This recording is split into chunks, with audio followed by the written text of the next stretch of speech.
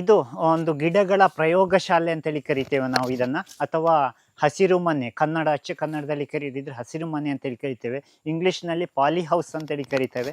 ಎಲ್ಲ ಗಿಡಗಳ ಒಂದು ರೀತಿಯ ಆಪರೇಷನ್ ಥಿಯೇಟ್ರ್ ಅಂತೇಳಿ ಕರಿಬೋದು. ಯಾಕಂದರೆ ನಮಗೆ ಆಪ್ರೇಷನ್ ಮಾಡುವಾಗ ಯಾವ ರೀತಿ ಆಕ್ಸಿಜನ್ ಬೇಕಾಗ್ತದ, ಅದೇ ರೀತಿ ಗಿಡಗಳಿಗೆ ಕಾರ್ಬನ್ ಡೈಆಕ್ಸೈಡ್ ಅಂತ ಹೇಳುವಂಥದ್ದು, ಅಂಗಾರಾಮ್ಲ ಅಂತ ಹೇಳುವಂಥದ್ದು ಉಸಿರಾಟಕ್ಕೆ ಅತ್ಯಗತ್ಯವಾಗಿರುವಂಥದ್ದು. ನಾವು ಆಲ್ರೆಡಿ ಚಿಕ್ಕಂದಿನಿಂದಲೇ ಕಲಿತಾ ಇದ್ದೇವೆ, ಗಿಡಗಳು ಆಕ್ಸಿಜನನ್ನು ಅಂಗಾರಾಮ್ಲವನ್ನು ಹಿಡ್ಕೊಂಡು ಆಮ್ಲಜನಕವನ್ನು ಹೊರಗಡೆ ಹಾಕ್ತವೆ ಅಂತೇಳಿ. ಹಾಗೆ ಇದು ಪಾಲಿಹೌಸ್ ಅಂತ ಹೇಳುವಂಥದ್ದು ಬಿಸಿಲಾದಾಗ ಇದರಲ್ಲಿ ಗಾಳಿ ಆಕ್ಸಿಜನ್ ಹೋಗಿ ಕಾರ್ಬನ್ ಡೈಆಕ್ಸೈಡ್ ಆಗಿ ಕನ್ವರ್ಟ್ ಆಗ್ತದೆ. ಈ ಕನ್ವರ್ಟ್ ಆದದ್ದು ಗಿಡಗಳು ಉಸಿರಾಡುವಂಥದ್ದೇ ಆಕ್ಸಿಜನ್ ಅಲ್ಲ, ಕಾರ್ಬನ್ ಡೈಆಕ್ಸೈಡನ್ನು. ಈ ಕಾರ್ಬನ್ ಡೈಆಕ್ಸೈಡ್ ತಿಕ್ಕಿದ ತಕ್ಷಣ ಅದಕ್ಕೆ ಬಹಳ ಬೇಗ ಗಿಡದ ಬೆಳವಣಿಗೆ ಬರ್ತದೆ. ನೀವು ಫಾರ್ ಎಕ್ಸಾಂಪಲ್ ನಾನು ಗಿಡಗಳನ್ನು ತೋರಿಸ್ತೇನೆ, ಒಳ್ಳೆ ನಳಿಸುವ ಒಳ್ಳೆ ಹೆಲ್ದಿ ಗಿಡಗಳು ಇದರಲ್ಲಿ ರೆಡಿ ಆಗ್ತದೆ. ಯಾವ ಕೀಟ ಬಾಧೆ ಇರುವುದಿಲ್ಲ, ಒಂದು ಎಲೆ ಕೂಡ ಹುಳ ತಿನ್ನೋದಿಲ್ಲ. ಇದರಿಂದ ಹೊರಗಡೆ ಹಾಕಿದ್ಲೇ ಮೇಲೇ ಗಿಡಗಳು ಸ್ವಲ್ಪ ಕೂತ್ಕೊಳ್ಳುವಂಥದ್ದು, ಮತ್ತೆ ಬಿಸಿಲು ಗಾಳಿ ಮಳೆಯನ್ನು ತಡ್ಕೊಂಡು ಗಿಡಗಳು ಚೆನ್ನಾಗಿ ಬೆಳೆಯುವಂಥದ್ದು. ಹೀಗೆ ಪ್ರತಿಯೊಂದು ಗಿಡಗಳು ಕೂಡ ಇಲ್ಲಿ ಲ್ಯಾಬೊರೇಟರಿ ಅಂತ ಹೇಳುವಂಥದ್ದು, ಇದನ್ನು ನಾವು ಇಲ್ಲಿ ರೆಡಿ ಆದ ಮೇಲೆ ಹೊರಗಡೆ ಹಾಕ್ತೇವೆ. ಯಾಕಂದರೆ ಒಂದು ದೇಶದಿಂದ ಇನ್ನೊಂದು ದೇಶಕ್ಕೆ ಬರುವಾಗ ನಮಗೆ ಆದ ಹಾಗೇ ಪ್ರಯಾಣದ ತೊಂದರೆಗಳು, ಪ್ರಯಾಣದ ಸುಸ್ತು ಕೂಡ ಗಿಡಗಳಿಗೆ ಆಗ್ತವೆ. ಅದೆಲ್ಲವುಗಳನ್ನು ನಿವಾರಿಸಿಕೊಂಡು ಗಿಡಗಳು ಹೊರಗಡೆ ಬರಬೇಕು, ಗಿಡಗಳು ನಮ್ಮ ಪರಿಸರಕ್ಕೆ ಒಗ್ಗಿಕೊಳ್ಳಬೇಕು, ಆಮೇಲೆ ಪ್ಲಾಂಟೇಶನ್ಗೆ ಹೋಗ್ತದೆ. ಮೂರನೇ ಹಂತಕ್ಕಾಗುವಾಗ ಗಿಡಗಳು ತೋಟಕ್ಕೆ ಹೋಗುವಂಥದ್ದು. ಫಸ್ಟಿಗೆ ಇಲ್ಲಿ ಬರ್ತದೆ, ಇಲ್ಲಿಂದ ಬಿಸಿಲಿಗೆ ಹೋಗ್ತದೆ, ಅಲ್ಲಿ ಬಿಸಿಲು ಮಳೆ ಗಾಳಿಗಳನ್ನು ತಡ್ಕೊಂಡು ಸಮೃದ್ಧವಾಗಿ ಕವರ್ನಲ್ಲಿ ಗಿಡಗಳು ಬೆಳೀತವೆ. ಆಮೇಲೆ ಗಿಡಗಳನ್ನು ಕೊಂಡೋಗಿ ನಾಟಿ ಮಾಡುವಂಥ, ಯಾರೇ ಗಿಡ ತಗೊಂಡೋದ್ರು ಕೂಡ ಗಿಡವನ್ನು ಒಂದು ಕಲ್ಪನೆ ಉಂಟು ನಮಗೆ, ಗಿಡವನ್ನು ಕೊಂಡೋದ ದಿವಸನೇ ಓಪನ್ ಮಾಡಿ ಗಿಡಗಳನ್ನು ನೆಡಕ್ಕೆ ಹಾಕುವಂಥದ್ದು. ತುಂಬ 10 ಕಿಲೋಮೀಟ್ರಿಗಿಂತ ದೂರದ ಪ್ರಯಾಣ ಆದರೆ ಖಂಡಿತವಾಗಿಯೂ ಕೂಡ 1-2 ದಿವಸ ಗಿಡಗಳನ್ನು ಅಲ್ಲೇ ಇಟ್ಟಿರಬೇಕು. ಗಿಡಗಳು ನಮ್ಮ ಪರಿಸರಕ್ಕೆ ಹೊಂದಿಕೊಳ್ಳಬೇಕು. ಅಲ್ಲಿಯ ವಾತಾವರಣಕ್ಕೆ ಸೆಟ್ ಆದಮೇಲೆ ಮತ್ತೆ ಗಿಡಗಳನ್ನು ಯಾವುದೇ ರೀತಿ ನೋವಾಗದ ಹಾಗೆ, ಗಿಡಗಳನ್ನು ಹಾಕುವಾಗ ಒದ್ದೆ ಮಣ್ಣು ಇರಬಾರ್ದು, ಗಟ್ಟಿಯಾಗಿ ಸ್ವಲ್ಪ ನೀರಿಗೆ ಕಡಿಮೆ ಆದಮೇಲೆ ಗಿಡಗಳ ತೊಟ್ಟೆ ಗಟ್ಟಿ ಆದಮೇಲೆ, ಬೀಳದ ಹಾಗೆ ಆದ ಮೇಲೇ ಅದನ್ನು ಪ್ಲಾಸ್ಟಿಕ್ಕನ್ನು ನಾಜೂಕಾಗಿ ಓಪನ್ ಮಾಡಿ ಗಿಡಗಳನ್ನು ಮಣ್ಣಿನಲ್ಲಿ ಇಡುವಂಥದ್ದು. ಮಣ್ಣಿನಲ್ಲಿ ಇಡುವಾಗ ಕುತ್ತಿಗೆವರೆಗೆ ಮಣ್ಣು ಹಾಕುವಂಥದ್ದಲ್ಲ, ಗಿಡಗಳ ಮಣ್ಣು ಕಾಣಿಸುವಾಗ ಇಷ್ಟೆತ್ರ ಮಾಡಿ ನಡುವಂಥದ್ದಲ್ಲ. ಮಣ್ಣು ಎಷ್ಟುಂಟೋ ಅಷ್ಟನ್ನು ಮಾತ್ರ ಮುಚ್ಚಿಕೊಂಡು ಗಿಡಗಳನ್ನು ನೆಟ್ಟರೆ ಒಳ್ಳೆ ರೀತಿಯ ಫಸಲನ್ನು ಕೊಡ್ತದೆ. 2x2 ಕನಿಷ್ಠ ಪಕ್ಷ 2 ಅಡಿ ಆಳ 2 ಅಡಿ ಅಗಲ ಇರುವಂಥ ಚದುರ ಚೌಕದ ಹೊಂಡಗಳನ್ನು ಮಾಡಿಕೊಂಡು ಅದಕ್ಕೆ ಕಾಂಪೋಸ್ಟ್ ಗೊಬ್ಬರಗಳಿದ್ದರೆ ಕಾಂಪೋಸ್ಟ್ ಗೊಬ್ಬರ ಹಾಕಿ, ಅಥವಾ ಹಾಗೆ ನೆಟ್ಟುಬಿಟ್ಟು 20 ದಿವಸದ ನಂತರ ಗೊಬ್ಬರಗಳನ್ನು ಕೊಡುವಂಥದ್ದು. ಯಾರು ಕೂಡ ಇವತ್ತಿನಿಂದ ನಾಳೆಗೆ ಗಿಡಗಳು ನಟ್ಟ ಕೂಡಲೇ ನಾವು ಗೊಬ್ಬರ ಹಾಕಿದ್ದನ್ನು ನಾಳೆ ನಾವು ಊಟ ಮಾಡಿದಾಗ ಊಟ ಮಾಡೋದಿಲ್ಲ. ಗಿಡಗಳು ಏನಿದ್ರು ಕೂಡ ಗೊಬ್ಬರಗಳನ್ನು ಮಣ್ಣಿಗೆ ಬೆರಕೆ ಮಾಡಿ ಮಣ್ಣಿನಿಂದ ನೀರಿಗೆ ಹೋಗಿ ನೀರಿನ ಮೂಲಕ ಆಹಾರವಾಗಿ ತಗೊಳ್ಳುವಂಥದ್ದು, ಮೂಲಧಾತುವಾಗಿ ತಗೊಳ್ಳುವಂಥದ್ದು. NPK ಯಾವುದೇ ಗೊಬ್ಬರ ಇದ್ದರೂ ಕೂಡ, ಆರ್ಗ್ಯಾನಿಕ್ ಇರ್ಬೋದು, ರಾಸಾಯನಿಕ ಇರ್ಬೋದು, ಎಲ್ಲವನ್ನು ಕೂಡ NPK, ನೈಟ್ರೋಜನ್ನು, ಸಾರಜನಕ, ರಂಜಕ, ಪೊಟ್ಯಾಷ್ ಅಂತೇಳಿ ಕರಿತೇವೆ. ಈ 3 ಧಾತುಗಳಾಗಿ ಮಣ್ಣಿಗೆ ಸೇರಿಕೊಂಡ ಮೇಲೇ ಗಿಡಗಳು ತಗೊಂಡು ಹೋಗುವಂಥದ್ದು. ಹಾಗಾಗಿ 10-20 ದಿವಸ ಗಿಡಗಳು ನೆಟ್ಟಲ್ಲಿ ಸೇರಿಕೊಳ್ಬೇಕು. ಜೊತೆಗೆ ನಾವು ನಡುವಾಗ ಇಂಥ ಹೊರಗಡೆ ಬಂದಿರುವ ಬೇರುಗಳು, ಒಳಗಡೆ ಇರೋ ಬೇರುಗಳು ಕಟ್ಟಾಗ್ತವೆ. ಈ ಸೂಕ್ಷ್ಮ ಬೇರುಗಳು ಪ್ರತಿ ಗಿಡಗಳು ಕೂಡ ಎಲ್ಲೆಂದರಲ್ಲಿ ಆಹಾರವನ್ನು ತಗೊಳ್ಳೋದಿಲ್ಲ. ಬೇರಿನ ತುದಿಯ ಭಾಗದಿಂದ ನೀರಿನ ಮೂಲಕ ಸಕ್ ಮಾಡುವಂಥದ್ದು, ನೀರಿನ ಮೂಲಕ ಹೋಗುವಂಥದ್ದು ಆಹಾರಗಳು. ಹಾಗಾಗಿ ಬೇರುಗಳು ಮತ್ತೆ ಹೊಸ ಬೇರುಗಳು ಬಂದ ಮೇಲೆ, ಗಿಡ ನಾಟಿ ಮಾಡಿ 20 ದಿವಸ ಕಳೆದ ಮೇಲೇ ಗಿಡಗಳಿಗೆ ಗೊಬ್ಬರವನ್ನು ಕೊಡುವಂಥದ್ದು. ಗೊಬ್ಬರ ಕೊಡುವಾಗ ಕೂಡ ಅಷ್ಟೇ, ಬುಡಕ್ಕೆ ನೇರವಾಗಿ ಹಾಕುವಂಥದ್ದಲ್ಲ, ಬೇರುಗಳ ತುದಿಯಿಂದ, ನಾನು ಆಗಲೇ ಹೇಳಿದಾಗೆ ಬೇರುಗಳ ತುದಿಯಿಂದ ಆಹಾರವನ್ನು ಸ್ವೀಕಾರ ಮಾಡುವ ಕಾರಣ ಎಲೆಯ ತುದಿ ಎಲ್ಲಿರ್ತದ ಆ ದೂರಕ್ಕೆ ಹಾಕೊಳ್ಬೇಕು. ಈ ಎಲೆಯ ತುದಿ ಇರುವಲ್ಲಿ ಬೇರುಗಳ ತುದಿ ಇರುವಂಥದ್ದು ಅಂತಂದರೆ ಸಾಮಾನ್ಯವಾಗಿ ತೆಂಗಿನ ಗಿಡಗಳಲ್ಲಾದರೂ ಕೂಡ 1 ಮೀಟರ್ ದೂರ ಕನಿಷ್ಠ. ಬಾಕಿ ಹಣ್ಣಿನ ಗಿಡಗಳು, ಅಡಿಕೆ ಗಿಡಗಳಲ್ಲಾದರೆ 1.5 ಅಡಿ 2 ಅಡಿ ದೂರಕ್ಕೆ ಗೊಬ್ಬರವನ್ನು ಹಾಕಿ ಮುಚ್ಚಿ ಕೊಡುವಂಥದ್ದು. ಅಥವಾ ದ್ರವ ರೂಪದ ಗೊಬ್ಬರವನ್ನು ಕೊಡದಿದ್ರು ಕೂಡ ಬೇರಿನ ಬುಡಕ್ಕೆ ಹಾಕಬೇಡಿ. ಇಲ್ಲಿ ಇರುವಂಥದ್ದು ಆಧಾರ ಬೇರುಗಳು ಮಾತ್ರ, ಆಹಾರದ ಬೇರುಗಳು ಇರುವುದಿಲ್ಲ. ಮರವನ್ನು ಬೀಳದಾಗ ಹಿಡ್ಕೊಳ್ಳುವಂಥದ್ದು ಗಟ್ಟಿ ಬೇರುಗಳು ಮಾತ್ರ ಬುಡದಲ್ಲಿರ್ತದೆ. ಒಳ್ಳೆಯ ರೀತಿಯಲ್ಲಿ ನಾಟಿ ಮಾಡಬೇಕು. ಒಳ್ಳೆಯ ಇದು ನಾವು ಶಾಲೆ ಮಕ್ಕಳನ್ನು ಯಾವ ರೀತಿ ಶಾಲೆಗೆ ಸಿದ್ಧಪಡಿಸ್ತೇವೆ, ಯಾವ ರೀತಿ ದೊಡ್ಡವರಾಗುವವರೆಗೆ ಆರೈಕೆ ಮಾಡ್ತೇವೋ, ಅದೇ ಥರ ಗಿಡದ ಬೆಳವಣಿಗೆಯನ್ನು ನೋಡಿಕೊಂಡ್ರೆ ಖಂಡಿತವಾಗಿಯೂ ಕೂಡ ನಮ್ಮ ಭೂಮಿಯಲ್ಲಿ ಸಾವಿರಾರು ಹಣ್ಣುಗಳನ್ನು ನಾವು ತಿನ್ಬಹುದು ಅಂತ ಹೇಳ್ತಾರೆ. ನಮ್ಮದು ಬಳಂಜ ಫಾರ್ಮ್ ಅಂತ ಹೇಳುವಂಥದ್ದು ಇರುವಂಥದ್ದು ಬೆಳ್ತಂಗಡಿ ಅಥವಾ ಗುರುವಾಯಿನಕೆರೆಯಿಂದ ಮೂಡಬಿದ್ರೆ ಮಾರ್ಗದಲ್ಲಿ, ಗುರುವಾಯಿನಕೆರೆಯಿಂದ 10 ಕಿಲೋಮೀಟರ್ ದೂರ, ಈ ಕಡೆಯಿಂದ ಮೂಡುಬಿದ್ರಿಯಿಂದ 30 ಕಿಲೋಮೀಟರ್ ದೂರ, Belthangady taluk, Balanja farm and nursery ಅಂತೇಳಿ ಗೂಗಲಲ್ಲಿ ಹಾಕಿದರೆ ಗೂಗಲ್ ಮ್ಯಾಪಲ್ಲಿ ಆ್ಯಡ್ ಆಗಿದೆ ನಮ್ಮ ಲೊಕೇಶನ್ನು. ಹಾಕ್ಕೊಂಡು ಬರ್ಬೋದು.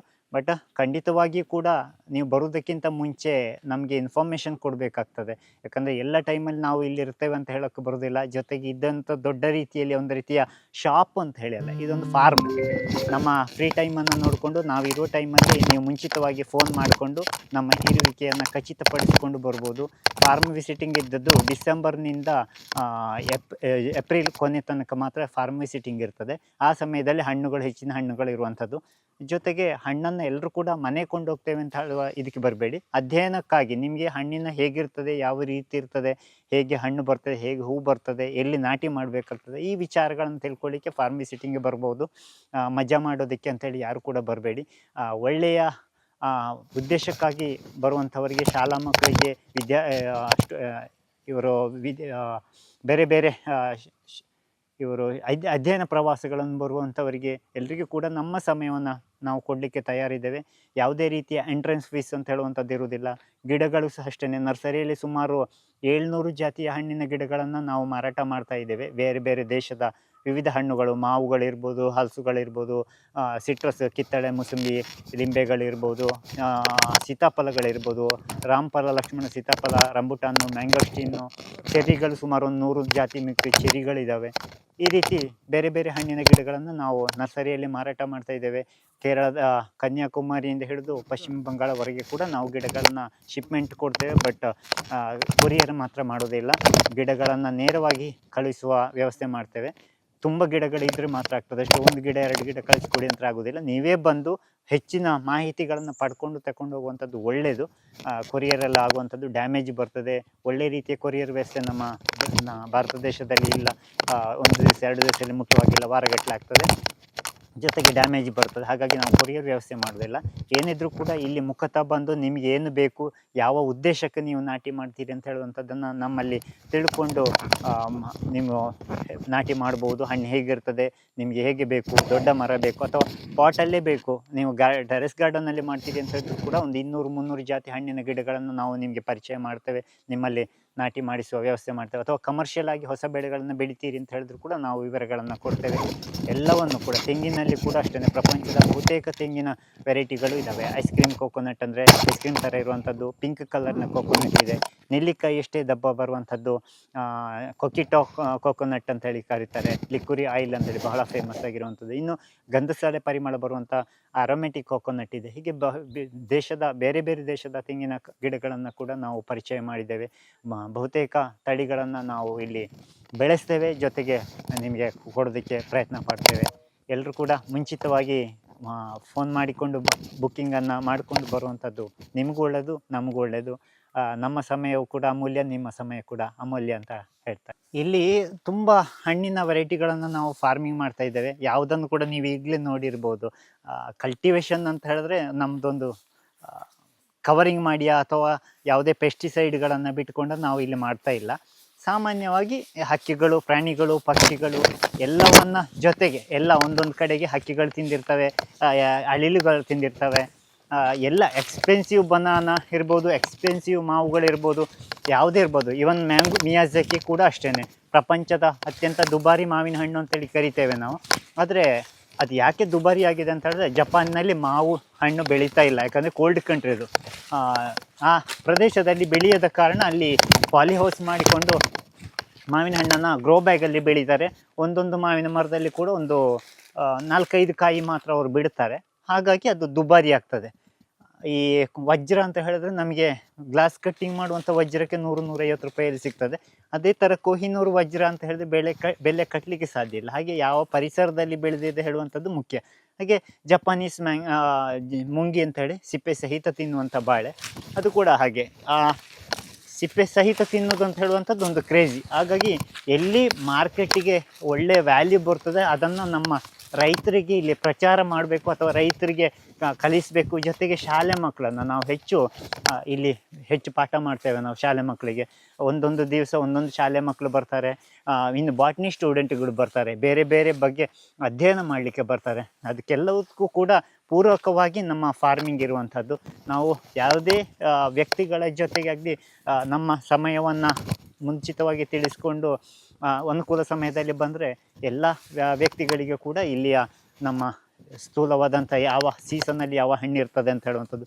ಇನ್ನೊಂದು, ಪ್ರಕೃತಿಯನ್ನು ನಾವು ಹೆಚ್ಚಾಗಿ ಆರಾಧಿಸ್ತೇವೆ. ನಮ್ಮ ಬಳೆಂಜ ಫಾರ್ಮ್ ಅಂತ ಹೇಳುವಂಥದ್ದು ಒಂದು ಪ್ರಕೃತಿಯ ರಮಣೀಯ ನೋಟ. ಈ ಫಲ್ಗುಣಿ ಅಂತ ಹೇಳುವಂಥ ಒಂದು ನದಿಯ ಪಕ್ಕದಲ್ಲಿರುವಂತಹ ಭೂಮಿಯಲ್ಲಿ ಸಾವಿರಾರು ಪ್ರಾಣಿ ಪಕ್ಷಿಗಳು ತಮ್ಮ ಮನೆ ಅಂತ ಹೇಳಿ ಇದು ಬೆಳೀತಾ ಇರುವಂಥದ್ದು.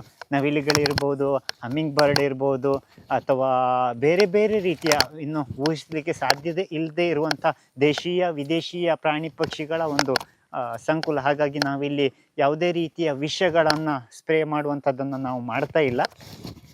ಒಳ್ಳೆಯ ಜೀವಿಗಳು ಪ್ರಕೃತಿಯ ಒಂದು ಸರ್ಕಲ್ ಆಗಿರಲಿ ಅಂತ ಹೇಳುವಂಥ ಉದ್ದೇಶಕ್ಕೋಸ್ಕರ ನಾವಿಲ್ಲಿ ಇದನ್ನು ಡೆವಲಪ್ ಮಾಡ್ತಾ ಇದ್ದೇವೆ. ಯಾವುದೇ ರೀತಿಯ ಎಂಟ್ರೆನ್ಸ್ ಫೀಸ್ ಆಗಲಿ ಅಥವಾ ಯಾವುದೇ ರೀತಿಯ ರಫ್ನೆಸ್ಸನ್ನು ನಾವು ತೋರಿಸ್ತಾ ಇಲ್ಲ. ಆದರೆ ಕೆಲವೊಂದು ಜನರಿಗೆ ಆ ಥರ ಅನ್ನಿಸ್ಬೋದು, ಯಾಕಂದರೆ ನಮಗೆ ಕೆಲಸದ ಒತ್ತಡ ಇರ್ತದೆ. ಇಲ್ಲಿ ಒನ್ ಮ್ಯಾನ್ ಆರ್ಮಿಯಾಗಿ ನಾವು ದುಡಿತಾ ಇದ್ದೇವೆ. ಎಲ್ಲವೂ ಕೂಡ ನಮ್ಮ ಕುಟುಂಬ ಕೆಲಸ ಮಾಡ್ತಾ ಇದೆ. 10 100 ಲೇಬರ್ಗಳನ್ನು ನಾವು ಇಟ್ಕೊಂಡಿಲ್ಲ. ಮತ್ತು ಇನ್ನೊಂದು, ಆರ್ಗ್ಯಾನಿಕ್ ಆಗಿ ನಾವು ಇದನ್ನು ವ್ಯವಸ್ಥೆಯನ್ನು ಬೆಳೆಸ್ತಾ ಇದ್ದೇವೆ. ಎಲ್ಲವನ್ನು ಕೂಡ ಗಿಡಗಳನ್ನು ಸ್ವತಃ ನಾನೇ ಗ್ರಾಫ್ಟಿಂಗ್ ಮಾಡಿಕೊಂಡು ಗಿಡಗಳನ್ನು ಅಭಿವೃದ್ಧಿ ಮಾಡ್ತಾ ಇದ್ದೇನೆ ನಮ್ಮ ನರ್ಸರಿಯಲ್ಲಿ ಕೊಡುವಂಥದ್ದನ್ನು. ಇಲ್ಲಿ ಹಣ್ಣು ಹೇಗೆ ಬರ್ತದೆ ಅಂತ ನೋಡಿಕೊಂಡು ಅಧ್ಯಯನ ಮಾಡಿ ರೈತರಿಗೆ ಯಾವ ರೀತಿ ನಡ್ಬೋದು, ಯಾವ ಹಣ್ಣು ಎಲ್ಲಿ ನಡಬೇಕು, ಬಿಸಿಲಲ್ಲಿ ನಡಬೇಕು, ನೆರಳಲ್ಲಿ ನಡಬೇಕು, ಎಷ್ಟು ಡಿಸ್ಟೆನ್ಸ್ ಕೊಡಬೇಕು, ಯಾವ ಭೂಮಿಯಲ್ಲಿ ನಡಬೇಕು, ಗಿಡಗಳನ್ನು ನಡುವಾಗ ಯಾವ ರೀತಿ ಆಳ ಮಾಡಬೇಕು, ಅದಕ್ಕೆ ಯಾವ ರೀತಿ ಗೊಬ್ಬರ ಕೊಡಬೇಕು, ನೀರುಣಿಸಬೇಕು, ಎಲ್ಲವನ್ನು ಕೂಡ ನಾವು ರೈತರಿಗೆ ಹೇಳಿಕೊಡುವಂಥ ವ್ಯವಸ್ಥೆಯನ್ನು ನಾವು ಮಾಡ್ತಾ ಇದ್ದೇವೆ. ಇಲ್ಲಿ ಸಂಪೂರ್ಣವಾಗಿ ಮಾಹಿತಿಯನ್ನು ಕೊಡುವಂಥ ಒಂದು ವ್ಯವಸ್ಥೆಯನ್ನು ಮಾಡ್ತಾ ಇದ್ದೇವೆ ಅಷ್ಟು ಹೊರತು ಇದು ಯಾವುದೇ ರೀತಿಯ ವ್ಯಾವಹಾರಿಕವಾಗಿ ನಾವು ಅಡ್ವರ್ಟೈಸ್ಮೆಂಟ್ಗೋಸ್ಕರ ಬೆಳೆದಿರುವಂಥದ್ದಲ್ಲ. ಇಲ್ಲಿ ನಮ್ಮ ನರ್ಸರಿಗೆ ನೀವು ಕಾಣ್ಬೋದು, ಯಾವುದೇ ರೀತಿಯ ಬೋರ್ಡ್ ಹಾಕೊಳ್ಳೋದಿಲ್ಲ, ನಾವು ಯಾವುದೇ ರೀತಿಯ ಬ್ಯಾನರ್ ಮಾಡೋದಿಲ್ಲ. ಯಾರು ಕೇಳಿದರೂ ಕೂಡ ನಾವು ಇದಕ್ಕೆ ಪೇಯ್ಡ್ ನಮ್ಮ ಜಾಹೀರಾತುಗಳನ್ನು ನಾವು ಕೊಟ್ಟಿಲ್ಲ. ಯಾರು ವಿಡಿಯೋಗ್ರಾಫರ್ಸ್ ಇರ್ಬೋದು, ಚಾನಲ್ಗಳಿರ್ಬೋದು, ಯೂಟ್ಯೂಬರ್ಸ್ ಇರ್ಬೋದು, ಪತ್ರಿಕೆಯರು ಇರ್ಬೋದು, ಸ್ವಯಂ ಪ್ರೇರಿತವಾಗಿ ಬಂದವರಿಗೆ ನಾವು ಮಾಹಿತಿ ಕೊಡ್ತೇವೆ ಅಷ್ಟೇ ಹೊರತು ನಾವು ಯಾರನ್ನು ಕೂಡ ಇಲ್ಲಿ ಬಂದು ವಿಡಿಯೋ ಮಾಡಿ, ಡಾಕ್ಯುಮೆಂಟ್ ಮಾಡಿ, ಪಬ್ಲಿಸಿಟಿ ಮಾಡಿ ಅಂತ ಹೇಳುವಂಥ ಅವಕಾಶ ನಾವು ವ್ಯವಸ್ಥೆಯನ್ನು ಮಾಡಲಿಲ್ಲ. ಇದೊಂದು ನಮ್ಮ ರೀತಿಯ ಈ ಪ್ರಕೃತಿ ಮತ್ತು ನಮ್ಮ ಮನುಷ್ಯರ ಮಧ್ಯೆ ಒಂದು ಕೊಂಡಿಯನ್ನು ಮತ್ತೆ ಅದೇ ರೀತಿಯಲ್ಲಿ ಒಂದು ರೀತಿಯ ಚಕ್ರವಾಗಿ ಬೆಳೀಲಿ ಅಂತ ಹೇಳ್ತಾ ಒಂದು ಉದ್ದೇಶದಿಂದ ನಾವಿಲ್ಲಿ ನಮ್ಮ ಈ ಬಳೆಂಜ ಫಾರ್ಮನ್ನು ಬೆಳೀತಾ ಇದ್ದೇವೆ. ಜೊತೆಗೆ ನಮ್ಮ ಮುಖ್ಯ ಕಸುಬು ಅಡಿಕೆ ಮತ್ತು ರಬ್ಬರನ್ನು ನಾವು ಬೆಳೆಸ್ತಾ ಇದ್ದೇವೆ. ನಮ್ಮ ಮೂಲ ಇದರಲ್ಲಿ ಬಂದಿರುವಂಥ ನಮ್ಮ ನರ್ಸರಿ ಇದೆ ಚಿಕ್ಕದು. ಸುಮಾರು 700 ಜಾತಿಯ ಹಣ್ಣಿನ ಗಿಡಗಳನ್ನು ನಾವಲ್ಲಿ ರೈತರಿಗೆ ಅಥವಾ ಆಸಕ್ತರಿಗೆ ಕೊಡುವ ವ್ಯವಸ್ಥೆ ಮಾಡ್ತಾ ಇದ್ದೇವೆ. ಇದರಲ್ಲಿ ಬಂದ ಆದಾಯವನ್ನು ಅಷ್ಟೇ ಮತ್ತೆ ಹೊಸ ಹಣ್ಣುಗಳನ್ನು ತರಲಿಕ್ಕೆ ಪ್ರಪಂಚದ ಆದ್ಯಂತ ಎಲ್ಲೆಲ್ಲಿ ಟ್ರಾಪಿಕಲ್ ಬೆಲ್ಟ್ ಇದೆಯೋ, ಎಲ್ಲೆಲ್ಲಿ ಟ್ರಾಪಿಕಲ್ ಹಣ್ಣಿನ ಗಿಡಗಳಿದ್ದಾವೋ ಅವುಗಳನ್ನು ಗೂಗಲಲ್ಲಿ ಸರ್ಚ್ ಮಾಡಿ ಆಯಾಯ ದೇಶದಲ್ಲಿ ನಡೆಯುವಂಥ ಅಂತಾರಾಷ್ಟ್ರೀಯ ಎಕ್ಸಿಬಿಷನ್ಗಳನ್ನು, ವಸ್ತು ಪ್ರದರ್ಶನ, ಕೃಷಿ ಮೇಳಗಳನ್ನು ಸಂದರ್ಶನ ಮಾಡಿ ಅಲ್ಲಿನ ಲೋಕಲ್ ಜನತೆಯ ಜೊತೆಗೆ ನಾವು ಸಂವಹನಗಳನ್ನು ಮಾಡಿಕೊಂಡು ಅಲ್ಲಿಯ ರೈತರ ಮನೆಯಲ್ಲಿ ಉಳಿದುಕೊಂಡು ನಾವು ಗೂಗಲ್ ಟ್ರಾನ್ಸ್ಲೇಟನ್ನು ಮಾಡಿಕೊಂಡು ಅಲ್ಲಿಯ ಭಾಷೆಯ ಸಂವಹನ ಮಾಡಿಕೊಂಡು ನಾವು ಗಿಡಗಳನ್ನು ತರ್ತಾ ಇದ್ದೇವೆ. 1500 1700 ಜಾತಿಯ ಹಣ್ಣಿನ ಗಿಡಗಳನ್ನು ಅಧಿಕೃತವಾಗಿ ನಮ್ಮ ಫಾರ್ಮಲ್ಲಿ ಪ್ಲಾಂಟೇಶನ್ ಮಾಡಿದ್ದೇವೆ. ಇಂಪೋರ್ಟ್ ಎಕ್ಸ್ಪೋರ್ಟ್ ಲೈಸೆನ್ಸನ್ನು ಮಾಡ್ಕೊಂಡಿದ್ದೇವೆ. ಜೊತೆಗೆ ಫೈಟೋಸ್ಯಾನಿಟರಿ ಸರ್ಟಿಫಿಕೇಷನ್ ಮಾಡಿಕೊಂಡು ನಮ್ಮ ದೇಶಕ್ಕೆ ಹೊರೆಯಾಗದಾಗೆ, ನಮ್ಮ ದೇಶಕ್ಕೆ ಕಳೆ ಆಗದ ಹಾಗೆ ಕಲೆಯನ್ನು ಬೆಳೆಸಲಿಕ್ಕೆ ಪ್ರೋತ್ಸಾಹ ಮಾಡ್ತಾ ಇದ್ದೇವೆ. ಎಲ್ಲ ಹಣ್ಣಿನ ಗಿಡಗಳು ಕೂಡ ರೈತರನ್ನು ಮೇಲೆ ತರಲಿ, ಮಕ್ಕಳನ್ನು ಪೋಷಕಾಂಶ ಭರಿತ ಆಹಾರವಾಗಿ ಪಡ್ಕೊಳ್ಳಿ. ಯಾಕಂತಂದರೆ ಹಣ್ಣುಗಳಲ್ಲಿ ಮಾತ್ರ proteins, carbohydrate, calories, fibres, vitamins ಎಲ್ಲವೂ ಕೂಡ ಸಿಗುವಂಥದ್ದು, ಈ ಪೋಷಕಾಂಶಗಳು ಸಿಗುವಂಥದ್ದು ಹಣ್ಣುಗಳಲ್ಲಿ ಮಾತ್ರ. ಜೊತೆಗೆ ಕರಾವಳಿಯ 6 ತಿಂಗಳಿನ ಮಳೆಯಿಂದ ನೆಲಕ್ಕೆ pH ಲೆವೆಲ್ ಅಂತೇಳಿ ಕರಿತೇವೆ ನಾವು, ರಸಸಾರ ನಿಶ್ಚೇಚ ಆಗಿರ್ತದೆ. ಅದರಲ್ಲಿ ಬೆಳಿಬಹುದಾದಂಥದ್ದು ತೋಟಗಾರಿಕಾ ಬೆಳೆಗಳು ಮಾತ್ರ. ಜೊತೆಗೆ ಅಲ್ಪಕಾಲಿಕ ಬೆಳೆಗಳಿಗೆ ಬರುವಂಥ ತೊಂದರೆಗಳು ನಮಗೆ ಆಲ್ರೆಡಿ ಎಲ್ಲರೂ ರೈತರು ಆತ್ಮಹತ್ಯೆ ಮಾಡ್ಕೊಳ್ತಾರೆ ಅಂತ ಹೇಳುವಂಥದ್ದನ್ನು ನಾವು ಕೇಳ್ಕೊಳ್ತಾ ಇದ್ದೇವೆ, ಬೇಸರ ಪಡ್ತಾ ಇದ್ದೇವೆ. ರೈತರು ಯಾಕೆ ಆತ್ಮಹತ್ಯೆ ಮಾಡ್ತಾರೆ ಅಂದರೆ ಆದಾಯ ಕಡಿಮೆ ಆಗಿದೆ, ಖರ್ಚು ಜಾಸ್ತಿ ಆಗಿದೆ. ಈ ಖರ್ಚು ಜಾಸ್ತಿ ಕಡಿಮೆ ಮಾಡಬೇಕು, ಹೆಚ್ಚಿನ ಆದಾಯ ಬರುವಂಥ ಬೆಳೆಗಳನ್ನು ರೈತರು ಬೆಳಿಬೇಕು. ನಮ್ಮ ಉದ್ದೇಶದಿಂದಾಗಿ ಈ ಬೆಳೆಗಳನ್ನು ನಾವು ರೈತರಿಗಿರ್ಬೋದು, ಮಕ್ಕಳಿಗೆ ಮುಂದಿನ ಭವಿಷ್ಯದ ಬೆಳೆಗಳಿಗೆ ನಾವು ಉಣಿಸಲಿಕ್ಕೆ ಈ ಬಳೆಂಜ ಫಾರ್ಮಿನ ಒಂದು ಸಣ್ಣ ಉತ್ತೇಜನ ನಮ್ಮ ಕರ್ತವ್ಯ ಅಂತ ಹೇಳಿ ಭಾವಿಸ್ಕೊಂಡು ಮಾಡ್ತಾ ಇದ್ದೇವೆ.